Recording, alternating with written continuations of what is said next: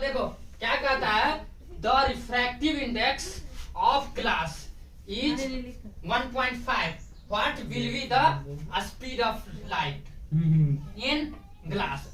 यहाँ देखो refractive index दिया हुआ, ग्लास का रिफ्रैक्टिव इंडेक्स दिया हुआ अकॉर्डिंग टू द क्वेश्चन।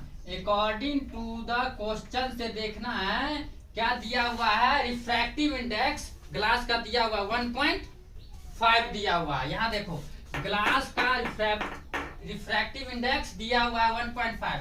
ये सी क्या है, ये velocity of light in vacuum.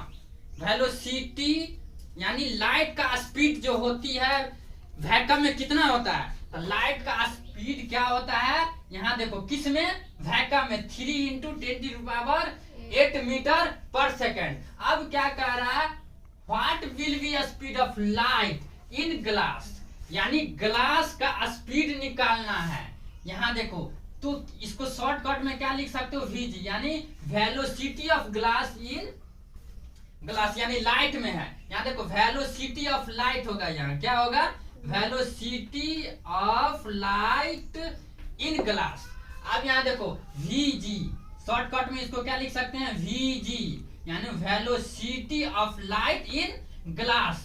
क्या है, ये लाइट का स्पीड हो गया, सी क्या हो गया, लाइट का स्पीड हो गया। ये क्या हो गया, ये हो गया क्वेश्चन में दिया हुआ है, क्या दिया हुआ है, रिफ्रैक्टिव इंडेक्स ऑफ ग्लास। ये क्या हो गया, रिफ्रैक्टिव इंडेक्स ऑफ ग्लास। तो सी का वैल्यू होता है कितना होगा, लाइट का स्पीड वैक्यूम में 3 × 10⁸ मीटर पर सेकेंड।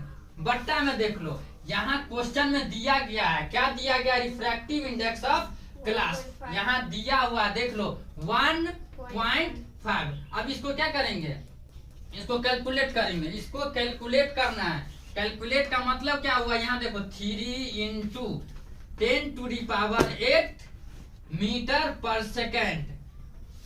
अब यहाँ देखो 1.5 तो है ही, ये पॉइंट उड़ेगा तो ऊपर क्या हो जाएगा, 1 के पास 0, यानी जब पॉइंट के बाद एक अंक हटता है तो क्या होता है, 1 पे 1 0। यहाँ पे अगर पॉइंट के बाद 2 डिजिट रहता तो यहाँ डबल 0 हो जाता है। तो अब यहाँ देखो क्या हो गया, ये 10 को 3 से मल्टीप्लाई करो, कितना हो जाएगा 30, अरे 10 × 30।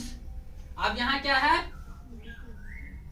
फिर यहाँ देखो 10 के पावर 8 मीटर पर सेकेंड, बट्टा में कितना बचा 15।